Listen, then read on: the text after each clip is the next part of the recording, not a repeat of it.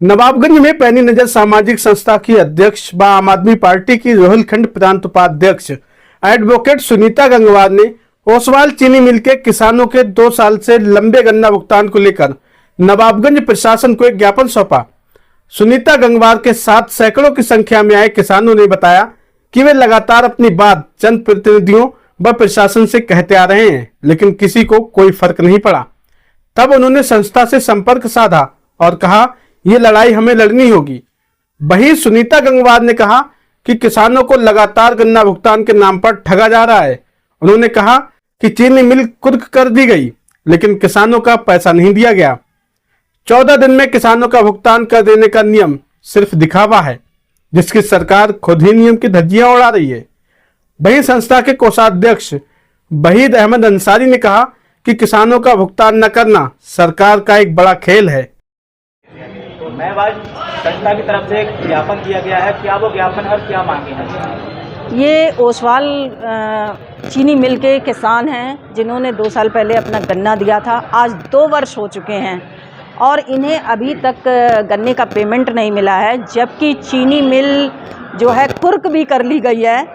सारे काम हो रहे हैं, लेकिन गन्ना किसानों का पेमेंट नहीं दिया जा रहा है। लगातार किसान अपनी आवाज़ उठाते रहे हैं, उसके बावजूद भी इन्हें धक्के खाने के सिवा कुछ नहीं मिला है।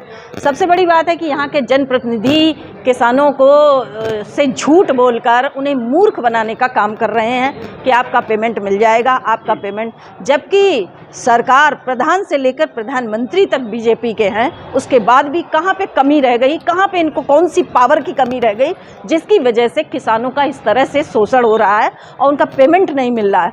और एक चीज़ ये भी चलती है कि किसानों को एकत्र ना होने दिया जाए, उन्हें इकट्ठा ना होना दिया जाए। ये भी एक मुहिम गांव-गांव चलती रहती है और किसानों की आवाज़ को किस तरह से दबाया जाए, कुचला जाए और उन्हें निराश किया जाए। उन्हें डराया भी जाता है कि जाओगे अपना पेमेंट लेने तो कहीं लाठी ना खानी पड़े पुलिस की, मुकदमे ना लिख जाए। इस तरह से भय का वातावरण बना के एक तरह से किसानों के वो साथ में घोर अपराध किया जा रहा है। तो आज संस्था की तरफ से ये मांग उठाई गई है किसानों के साथ में कि इनका पेमेंट 10 दिन का समय दिया है कि 10 दिन के अंदर इनका पेमेंट किया जाए, अन्यथा मजबूर होकर ये किसान तहसील में धरने पर बैठने पर मजबूर होंगे और तब तक बैठेंगे जब तक इनका पेमेंट नहीं मिल जाता है।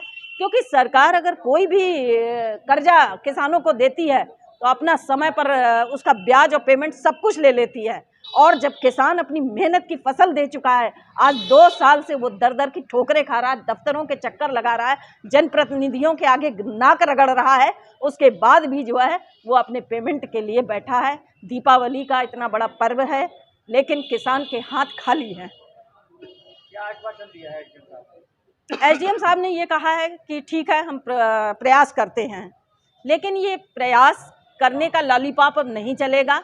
किसान उठ के मजबूर होकर खड़ा हो चुका है और ये अब तहसील में इस चीज़ को लेकर एक महा आंदोलन होगा।